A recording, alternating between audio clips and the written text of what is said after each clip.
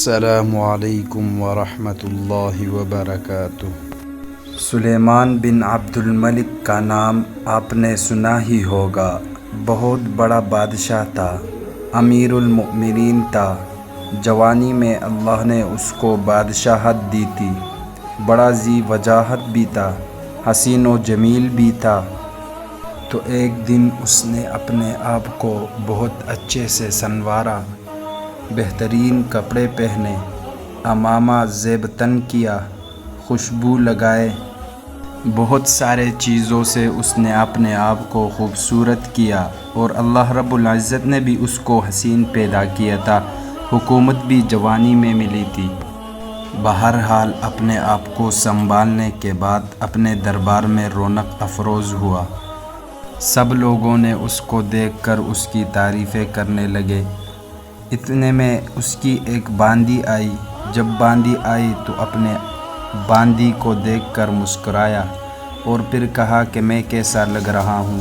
تو باندی نے اس کے جواب میں 2 شعر کہے: انت نعم المتاع لو كنت تبقى غیر الا بقاء للانسان، انت خلو من العیوب ومما یکرہ الناس غیر انک فانی۔ عجیب اشعار کہے اس نے۔ ان اشعار کا مطلب یہ ہے کہ اس نے بادشاہ سلیمان بن عبد الملک کو کہا کہ اے کاش کہ اگر آپ باقی رہتے تو آپ بہت ہی بہترین چیز تھے، لیکن کیا کروں کہ کسی انسان کو ہمیشہ باقی نہیں رہنا، سب فنا ہونے والے ہیں۔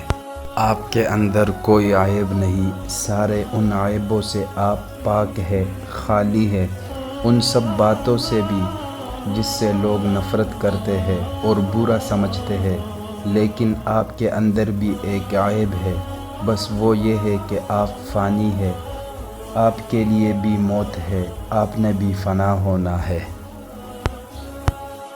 دیکھیے، اس باندی نے حقیقت کو سمجھا اور حقیقت کو اس کے سامنے بیان کر دیا کہ آپ میں بڑے کمالات و خوبیاں ہیں، مگر یہ کیا کم عیب ہے کہ آپ بھی مر جانے والے ہیں۔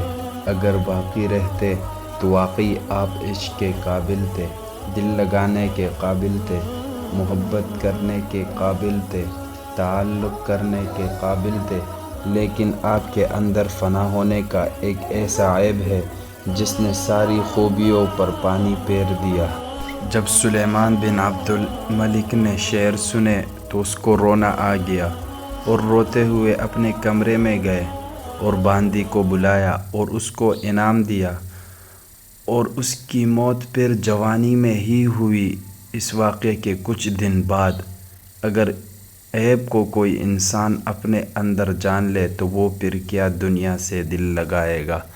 آخر میں اگر ہمارے چینل کو آپ نے سبسکرائب کیا ہے تو گھنٹی کا بٹن ضرور دبانا اور آل کے آپشن پر کلک کرنا تاکہ ہماری ہر ایک ویڈیو آپ تک بآسانی پہنچ سکے۔